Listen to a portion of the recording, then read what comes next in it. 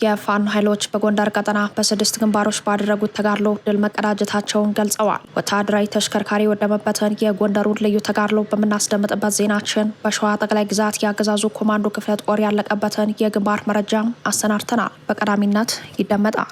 በመቀጠልም በወሎ ቤተ አማራ የፋኖ ኃይሎች ከተሞችን ስለመቆጣጠራቸው ተሰምተዋል። ወሳኟ ከተማ በፋኖ እጅ የገባችበትን ልዩ የተጋድሎ መረጃ በዝርዝር ይዘናል። በብልጽግናው ሰራዊት ወታደራዊ ካምፕ ላይ በተፈጸመ ጥቃት ዋና አዛዡን ጨምሮ በርካታ ታጣቂዎች ላይ እርምጃ ተወስዷል። ወታደራዊ ቁሳቁሶችን በፋኖ ኃይሎች እጅ ገብተዋል። ሆስፒታሉ በአገዛዙ ቁስለኞች መሞላቱን ተከትሎ የሲቪል አገልግሎት ማቋረጡን አስታውቋል። ይህ የሆነው በየትኛው ግንባር ነው? በፋኖ ኃይሎች ልዩ ኦፕሬሽን የማያዳግም እርምጃ የተወሰደባቸው አመራርስ ማን ናቸው? ለሚለው ዜናችን ምላሽ አለው። ከውጭ ባሰናዳነው ዜናችን ዋሽንግተን በኢራን ላይ የምትፈጽመውን ጥቃት ካቆመች በኋላ የነዳጅ ዋጋ በከፍተኛ ሁኔታ ቢቀንስም ኢራን ሆርሙዝ እንደተዘጋ ይቀጥላል ብላለች። ኔታንያሁም ለከንቲባው ምላሽ ሰጥተዋል። ዝርዝሩ ሰዓቱን ጠብቆ ይደመጣል። ሰላም ጤና ስጥልን። በዓለም ዙሪያ የምትገኙ የጣና ሳተላይት ቴሌቪዥን ተከታታዮች ለሐምሌ 20 ያዘጋጀናቸው ወቅታዊና ያልተሰሙ መረጃዎች ከዚህ ሰዓት ጀምረው ወደ እናንተ ይቀርባሉ። አብራችሁን ቆዩ።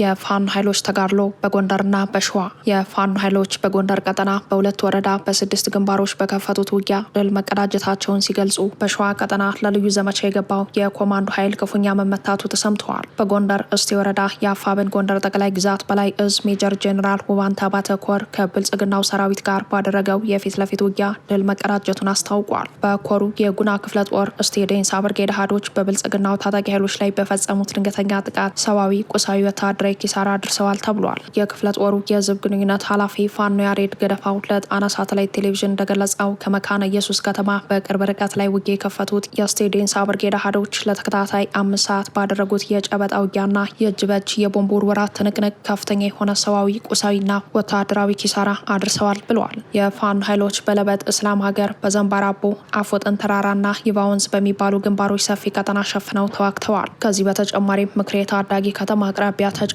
ግንባር ፈጥረው ለሰዓታት የዘለቀ የፊት ለፊት ውጊያ ማድረጋቸው ተሰምተዋል። የክፍለ ጦሩ የህዝብ ግንኙነት ክፍል አክሎም በፋኖ ኃይሎች በአራት አቅጣጫ ከበባ ውስጥ የገባው የብልጽግናው ሰራዊት ከበባውን ለመስበር በከባድ መሳሪያ የታገዘ ውጊያ ያደረገ ሲሆን ከበባውን ሰብሮ ለመውጣት ግን አልቻለም። በፋኖ ኃይሎች ከበባ ቀለበት ውስጥ ገብቶ ከፍተኛ ኪሳራ ያስተናገደው የብልጽግናው ጥምር ጦር ከመካነ ኢየሱስ ከተማና ከስማዳ ወረዳ ወገዳ ከተማ በሁለት አቅጣጫ ኃይሉን አስጠግቶ በዙ 23 በሞርተር እንዲሁም በዲሽቃና በሌሎች ከባድ መሳሪያ የታገዘ ውጊያ የከፈተ ሲሆን በስቴ ዴንሳ ብርጌድ አሃዶች በተወሰደበት የአጸፋ እርምጃ ሞትና ቁስለኛ ሆኖ ባለበት መቆሙ ተገልጿል።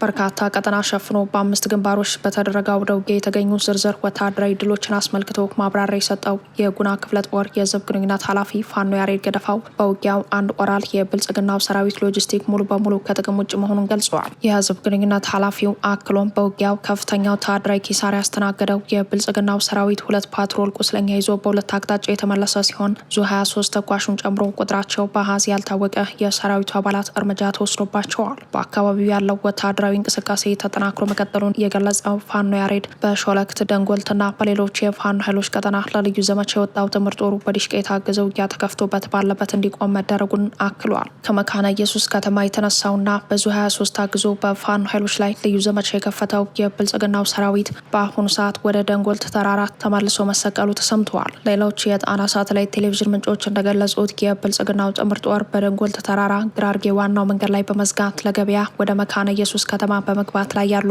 አርሶ አደሮችንና ነጋዴዎችን እያፈሰ ነው ብለዋል። ይህ በእንዲህ እንዳለ በዚሁ በደቡባዊ ጎንደር ቀጠና ራስ ጋይንት አውራጃ በፋኖ ኃይሎችና በብልጽግናው ሰራዊት መካከል በተደረገ ውጊያ ሰዋዊ፣ ቁሳዊና ወታደራዊ ኪሳራ መድረሱ ተሰምተዋል። የ206ኛ ከፍ ያለው ደሴ ኮር አንበሳው ጋይንት ክፍለ ጦር ከጉና ተራራ ግርጌ በብልጽግናው ሰራዊት ላይ በፈጸመው የተጠና የደፈጣ ጥቃት በርካታ አባላቱን ሞትና ቁስለኛ ማድረጉን አስታውቋል። የጣና ሳተላይት ቴሌቪዥን ምንጮች ለጣቢያችን የዝግጅት ክፍል እንደገለጹት የፋኖ ኃይሎች የደፈጣ ጥቃቱን የፈጸሙት ከወለላ ባህር በቅርብ ርቀት በምትገኘው ገደባ በምትባል ስፍራ ነው። በጥቃቱ የደረሰው ወታደራዊ ኪሳራ በዝርዝር ባይታወቅም የፋኖ ኃይሎች ድንገተኛ የደፈጣ ጥቃት ተከትሎ በገደባ ጉዞና ጉና ሚካኤል በሚባሉ ግንባሮች ለሰዓታት የዘለቀ ከባድ መሳሪያ የታገዘ ውጊያ ተደርጓል ተብሏል። በሌላ የአውደ ውጊያ መረጃ የአፋብን ሸዋ ጠቅላይ ግዛት አሳምነው እዝ በብልጽግናው ልዩ ኮማንዶ ላይ በፈጸመው ጥቃት ታላቅ ወታደራዊ ድል ድል መቀዳጀቱን አስታውቋል። በእዙ የራምቦ ክፍለ ጦር በብልጽግናው 103ኛው ኮማንዶ ክፍለ ጦር ላይ በፈጸመው ልዩ ኦፕሬሽን ከፍተኛ የሆነ ወታደራዊ ኪሳራ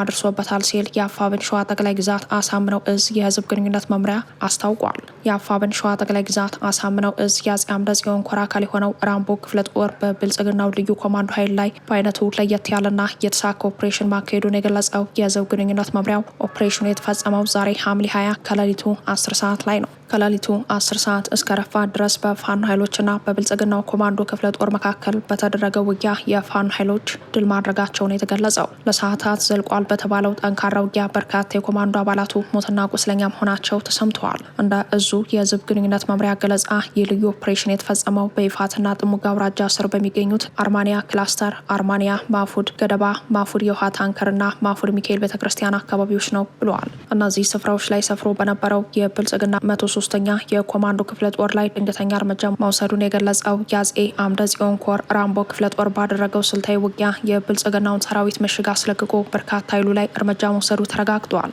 ከዚህ በተጨማሪ በርካታ የብልጽግናው ጥምር ጦር አባላትን ቁስለኛ ማድረጉ የተገለጸ ሲሆን በፋኖ ኃይሎች በኩል ምንም አይነት ጉዳት ሳይደርስ በዜሮ መስዋዕትነት የተሳካ ያለው ልዩ ኦፕሬሽን መስራቱን ገልጿል። በግንባር ተሰልፈው ውጊያ ያደረጉት ደግሞ የአፋብን ሸዋ ጠቅላይ ግዛት አሳምነው እዝ ንስር ተወርዋሪ ሻለቃ የመሐመድ ቢሆነኝ ኮር ደጃዝማች ተሰማ እርገጤ ክፍለ ጦር የአፄ አምደ ጽዮን ኮር ራምቦ ክፍለ ጦር መሆናቸውን የእዙ ህዝብ ግንኙነት መምሪያ ገልጿል።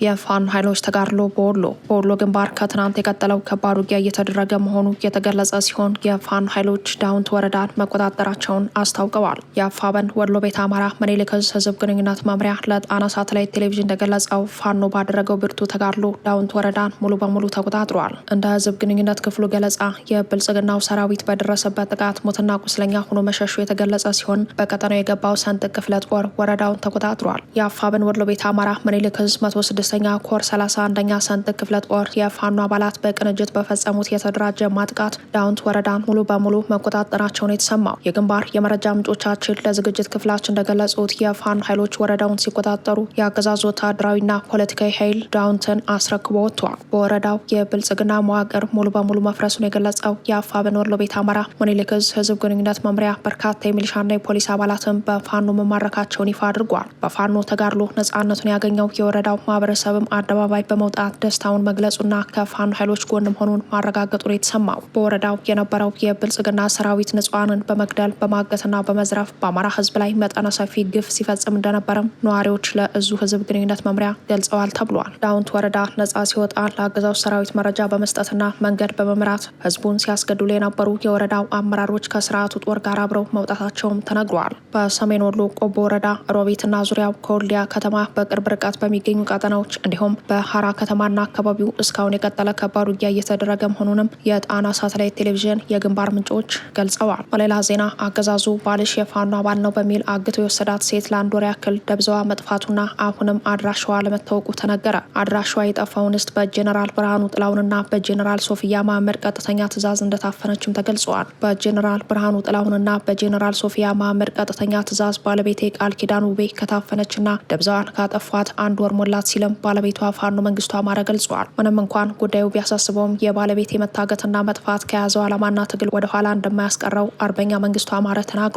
ጦርነቱን ማሸነፍ ያልቻሉት የአብይ አህመድ ጄኔራሎች ንጹሃንን ማፈንና ማገት መደበኛ ስራቸው ማድረጋቸውን የገለጸው ፋኖ መንግስቱ የእሱም ባለቤት ባልሽ ፋኖ ነው በሚል በጨካኞች እጅ ወድቃ ለወራት ደብዛዋ መጥፋቱን ለህዝብ ይፋ አድርጓል። አገዛዙ የማፊያ ስብስብ መሆኑን የገለጸው ፋኖ መንግስቱ አማረ ብዙ ንጹሃን በአደባባይ ለሞት መዳረጋቸውን በርካታ የአማራ ምሁራን ታፍነው ደብዛቸው መጥፋቱን በማስታወስ የአማራ ባለሀብቶች ተዘርፈው ንብረታቸው በሐራጅ መሸጡንና በርካታ ህጻናት በአገዛዙ ሰራዊት መደፈራቸውን ጨምሮ ገልጸዋል። እንዲህ መሰል አያሌ ግፎች በብልጽግናው መንግስት ሲፈጸሙ ለዜጎች መብትና ክብር ቁም ያለው የሚለው የኢትዮጵያ ሰብአዊ መብቶች ኮሚሽን ብጣሽ መግለጫ እንኳን አለመስጠቱ በሀገሪቱ ያለውን የተቋም ብልሽት ፍንትዋ አድርጎ የሚያሳይ መሆኑንም ፋኖ መንግስቱ ገልጸዋል። ፋኖ መንግስቱ የአማራ ህዝብም ሆነ መላው የኢትዮጵያ ህዝብ ብቸኛው መውጫ መንገዱ ለአንዴና ለመጨረሻ ጊዜ ይህንን ስርዓት በመንቀል አዲስ ስርዓት መትከል እንደሆነ አሳስበዋል። ባለቤቴ ቃል ኪዳን ውቤ እየከፈለች ያለው ዋጋ በሷ የተጀመረ ሳይሆን በመላው አማራ ቤት የገባ ያገዛዙ ክፉ ድርጊት ነው ብለዋል። በመጨረሻም እናንተ ነጻ ባትወጡ እንኳን ልጆቻችሁን ነጻ እናውጣለን ሲልም ባለቤቱን ጨምሮ በአገዛዙ በግፍ ለታገቱና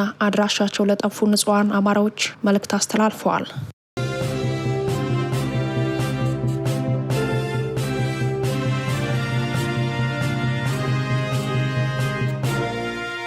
በጎጃም ቀጠና የፋኖ ኃይሎች በካምፕ ላይ በፈጸሙት ጥቃት በርካታ የሚሊሻ አባላት እርምጃ ተወስዶባቸዋል ተብሏል። የአማራ ፋኖ ብሔራዊ ንቅናቄ አጼ ቴዎድሮስ እዝ በቡሬ ከተማ ዘልቆ በመግባት በሚሊሻ ካምፕ ላይ በፈጸመው ጥቃት አንድ ከፍተኛ አመራርን ጨምሮ በርካታ ታጣቂዎች እርምጃ እንደተወሰደባቸው የጣና ሳተላይት ቴሌቪዥን ምንጮች ገልጸዋል። እንደ ምንጮቻችን ገለጻ በቡሬ ከተማ አቅራቢያ መሽጎ በሚገኘው የብልጽግናው ጥምር ጦር ላይ በተፈጸመው ድንገተኛ ጥቃት አንድ ከፍተኛ የሚሊሻ አስተባባሪና ሌላ የወረዳ አመራር ላይ እርምጃ ተወስዶባቸዋል። በቡሬ ከተማ የተፈጸመውን ድንገተኛ ጥቃት ተከትሎ ለግማሽ ሰዓት የዘለቀ ውጊያ መደረጉ ተገልጸዋል። የፋኖ ኃይሎች በአራት አቅጣጫ ወደ ካምፑ በመጠጋት በፈጸሙት የሰርጎ ገብ ኦፕሬሽን እርምጃ ከተወሰደባቸው አመራሮች በተጨማሪ የሚሊሻ አስተባባሪውን ጠባቂዎች ጨምሮ ሌሎች ታጣቂዎች የማያዳግም እርምጃ እንደተወሰደባቸው ሲገለጽ፣ በጥቃቱ ከ15 የሚበልጡ የሚሊሻ ኃይሎች ደግሞ ከፍተኛ ጉዳት አስተናግደዋል ተብሏል።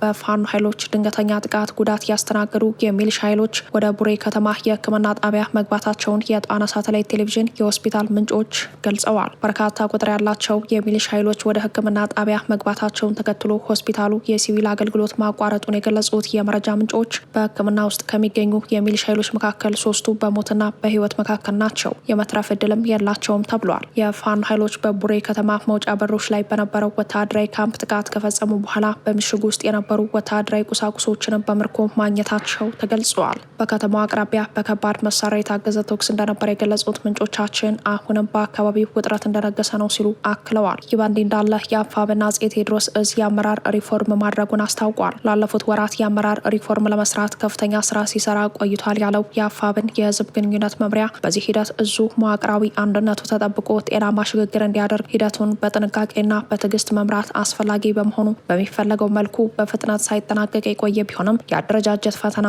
ከድርጅት እድገት ጋር ተያይዞ በየጊዜው የሚፈጠር በመሆኑ ከውጭ ወደ ውስጥ የሚሰነዘሩ ከፋፋይ ጥቃቶችን እየመከቱ ተፈጥሯዊውን ውስጣዊ ትግል ለመዋቅራዊ እድገት በሚጠቅም መልኩ ለማዋል በጥበብ የተመራ አደረጃጀት ተሰርቷል ብለዋል። ድርጅታዊ መስመርን ለማስጠበቅ የተሄደበት ውስጥ ድርጅታዊ አሰራር ተገቢና ትክክል መሆኑ የእዙን መዋቅራዊ አንድነት አስጠብቆ ለላቀ ግዳጅ የሚያበቃ ውጤት ላይ እንዲደርስ አስችሏል ያለው የህዝብ ግንኙነት መምሪያው ይህ የእዝ አመራር ሪፎርም በተለያየ ደረጃ ውስጥ ያለፈና የመዋቅሩ ተዋረዳዊ ተሳትፎ የነበረበት ነው ሲል አክለዋል። የህዝብ ግንኙነት መምሪያው ቀጥሎ የእዙ ስራ አስፈጻሚ የሪፎርም ስራ አፈጻጸም ግምገማ ላይ የእዙ ተወካይ በሆኑ የፖሊት ቢሮ አባላት አማካኝነት ከኮርና ከክፍለ ጦር አመራሮች ጋር ውይይት መደረጉንና ከምክትል መምሪያ ኃላፊዎችና ከሌሎች የክፍል ኃላፊዎች ጋር መወያየታቸውን ገልጸዋል። በመጨረሻም በእነዚህ መድረኮች የተገኘውን ግብዓት በመውሰድ የእዙ ስራ አስፈጻሚ የሪፎርም ኮሚቴ እንዲዋቀር ወስኖ የአወቃቀር ሂደቱ የሚመራበትን መመሪያ አዘጋጅቶ ወደ ስራ መግባቱን አስታውቋል።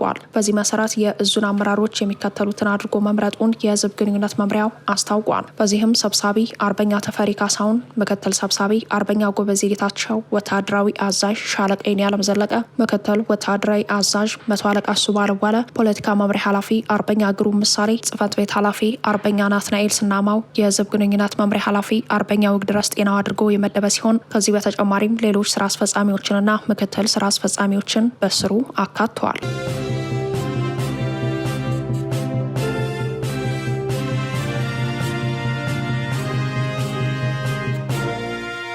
ሆርሙዝ እንደተዘጋ ይቀጥላል። ኢራን ዋሽንግተን ለኢራን የእፎይታ ጊዜ ሰጥቻለሁ ባለች በ24 ሰዓታት ውስጥ የመካከለኛው ምስራቅ ሁኔታ በእጅጉ ተለዋውጧል። $100 ተሻግሮ የነበረው የነዳጅ ዋጋ በዓለም ገበያ ላይ በ6% እና በ9.4 ቀንሶ ታይቷል። ድጋሚ ያገረሸው የአሜሪካና የኢራን ግጭት ለ2 ሳምንት ያክል ከቀጠለ በኋላ ትናንት እሁድ መቆሙን ተከትሎ በዛሬው ዕለት የዓለም አቀፍ የነዳጅ ዋጋ በ6% ቅናሽ አሳይቷል የተባለው አሜሪካ ለ2 ሳምንት በኢራን ላይ የፈጸመችውን ተከታታይ ድብደባ ካቆመች በኋላ ኢራን ያጸፋ ምላሽ እንደማትሰጥ በመግለጿ ግጭቱን ለማርገብ ዲፕሎማሲያዊ መፍትሄ ሊያገኝ ይመስላል የሚሉ አስተያየቶች እየተሰጡ ቢሆንም ኢራን ግን በትራምፕ ትኩረት የተደረገበትን የሆርሙዝ ወሽመጥ አሁንም አልከፍተውም ብላለች። በአሜሪካና በኢራን መካከል ጦርነት ከተጀመረ በኋላ የሆርሙዝ ወሽመጥ በመዘጋቱና ግጭቱ ወደ ቀይ ባህርም በመስፋፋቱ የብሬንት ዋጋ በበርሜል $100 ደርሶ ነበር። በየመን የሚገኙት የሁቲ ታጣቂዎች ግን የሳውዲ አረቢያ መርከቦች በቀይ ባህር ላይ በሚያደርጉት እንቅስቃሴ ላይ አሁንም እገዳ እንደጣሉ ናቸው። ይህም የዓለም ከፍተኛ ነዳጅ ላኪ የሆነችው ሀገር ምርቷን ለውጭ ዓለም ገበያ እንዳታቀርብ ከፍተኛ መስተጓጉልን እንደፈጠረ እየተገለጸ ነው። በተባበሩት መንግስታት የአሜሪካ አምባሳደር የሆኑት ማይክ ዋልዝ በትናንትናው ዕለት ለፎክስ ኒውስ እንደተናገሩት ፕሬዚዳንት ዶናልድ ትራምፕ በቴህራን ላይ የሚፈጸመውን ጥቃት የገቱት ለዲፕሎማሲ ጥረት የመጨረሻ እድል ለመስጠት ነው ብለዋል። የኢራኑ ውጭ ጉዳይ ሚኒስተር አባስ አራግቺ በበኩላቸው ዛሬ በሰጡት መግለጫ የሆርሙዝ ወሽመጥ ዝግ እንደሆነ እንደሚቀጥል ተናግረዋል። የሁቲ ታጣቂዎች በቀይ ባህር ላይ የሚቀዝፉ የሳውዲ መርከቦች ላይ ጥቃት መፈጸማቸውን ካስታወቁ በኋላም በባብኤል መንደብ በኩል የመርከቦች እንቅስቃሴ እምብዛም መሆኑ ተሰምተዋል። በሌላ በኩል የእስራኤል ጠቅላይ ሚኒስተር ቤንያሚን ኔታንያሁ የኒውዮርክ ከንቲባ በቁጥጥር ስር ሊያውሉኝ ቢዝቱብኝም በመንግስታቱ ድርጅት ጉባኤ ላይ ከመታደም አልታቀብም ነው ያሉት። የኒውዮርክ ከንቲባ የሆኑት ዙሆራን ማምዳኒ ባለፈው ሳምንት ዓለም አቀፍ የወንጀለኞች ፍርድ ቤት ያወጣውን የእስር ማዘዣ ለማስፈጸም ተናግረው የነበረ ሲሆን ትራምፕ ለኔታንያሁ ጠበቃ መቆማቸውን ተከትሎ በኋላ ላይ የህግ ድጋፍ እንደሌላቸው በመግለጽ አስተያየታቸውን ሰጥተዋል። ኔታንያሁ ትናንት አመሻሽ ከፎክስ ኒውስ ጋር በነበራቸው ቆይታ እንደተናገሩት ማምዳኒ ቀደም ሲሉ በሰጡት አስተያየት ስጋት እንደማይገባቸው ገልጸው ከንቲባው ጥላቻን ያነሳሳሉ እንጂ አንዳች ነገር አያመጡም ሲሉ አጣጥሏቸዋል። ኔታንያሁ እርሱ የሁሉም የኒውዮርክ ነዋሪዎች፣ የአይሁዶች፣ የክርስቲያኖች፣ የሙስሊሞች ከንቲባ መሆን አለበት፣ ነገር ግን አንዱን ቡድን በሌላኛው ላይ ለማነሳሳት እየሞከረ ነው ሲሉ ገልጸዋል። እንደ ኔታንያሁ ገለጻ የኒውዮርክ ከንቲባ በአይሁዶች ላይ ያነጣጠረ ጥቃት እየፈጸሙ በመሆናቸው በከተማ የሚኖሩ አይሁዶች በከፍተኛ ስጋት ውስጥ ናቸው ብለዋል። ከከንቲባ ማምዳኒ ዛቻ በኋላ በዶናልድ ትራምፕ እኔ ያለው ማንም አያስርም የተባሉት ኔታንያሁ በሚቀጥለው መስከረም በኒውዮርክ ከተማ በሚካሄደው የተመድ ጠቅላላ ጉባኤ እንደሚታደሙ አረጋግጠዋል።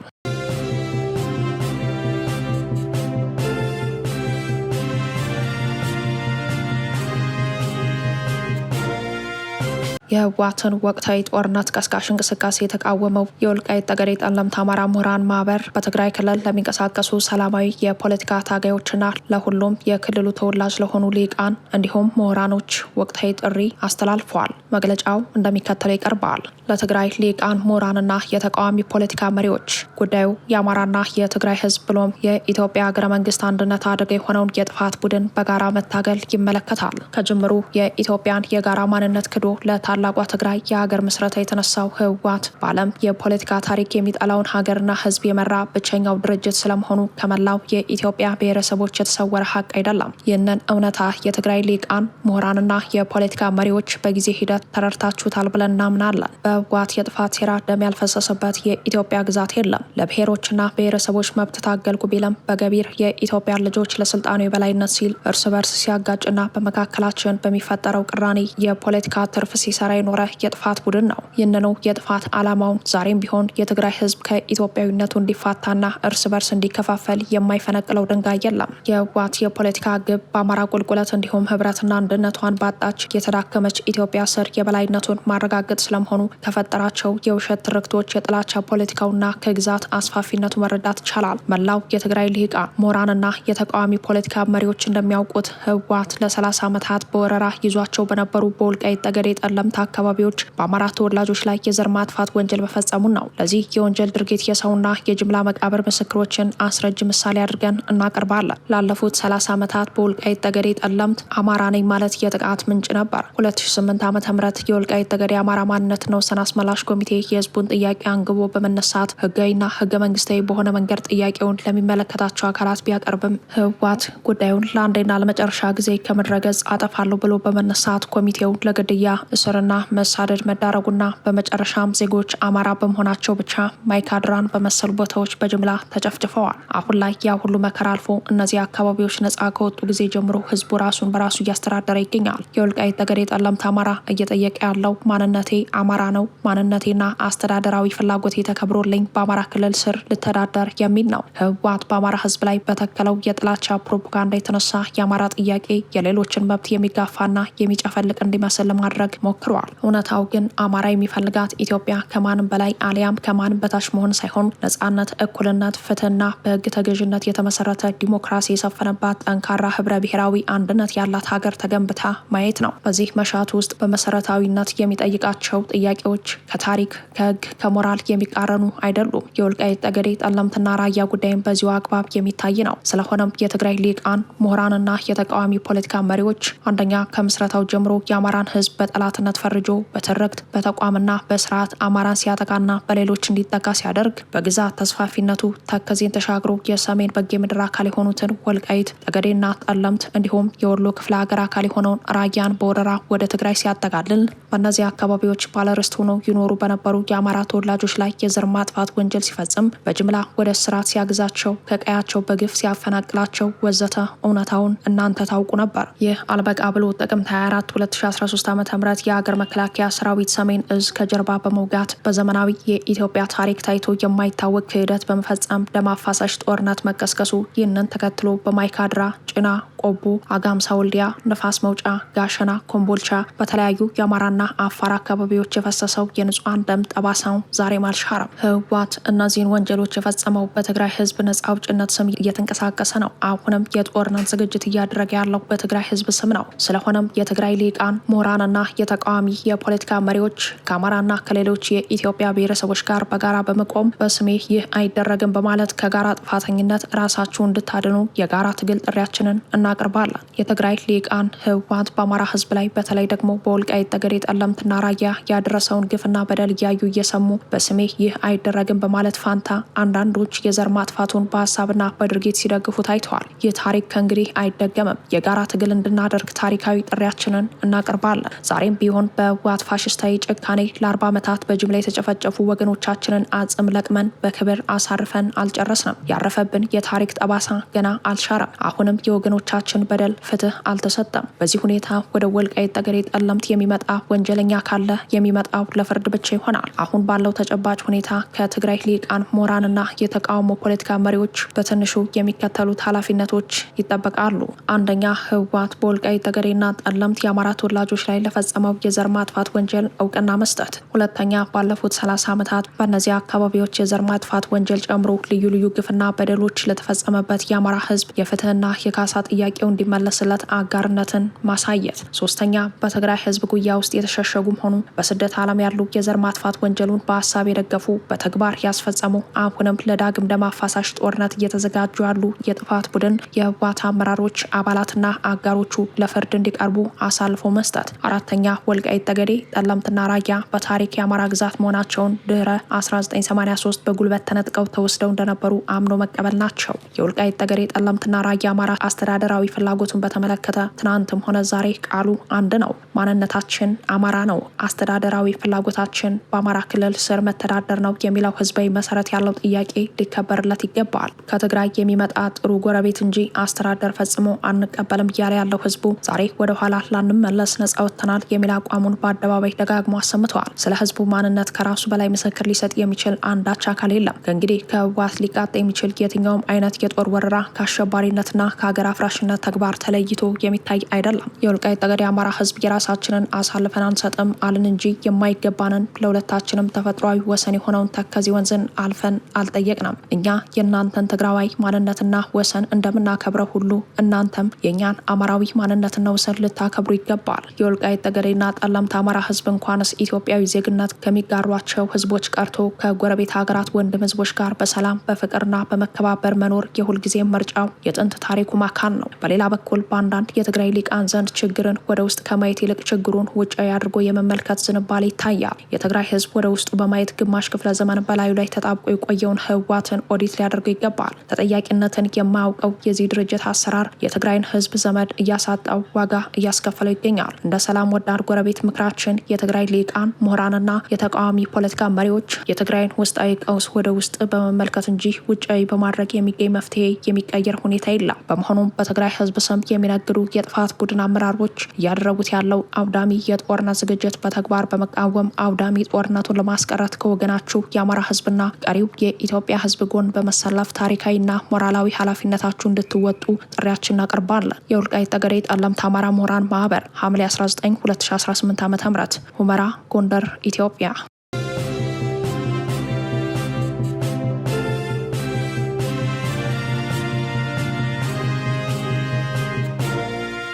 ከጣና ሳተላይት ቴሌቪዥን የዛሬ ዜናችን በዚህ ያበቃል። ሰብስክራይብ፣ ላይክ፣ ሼር በማድረግ የቻናላችን ቤተሰብ ይሁኑ። አብራችሁን ስለነበራችሁ እናመሰግናለን። ጤና ይስጥልን።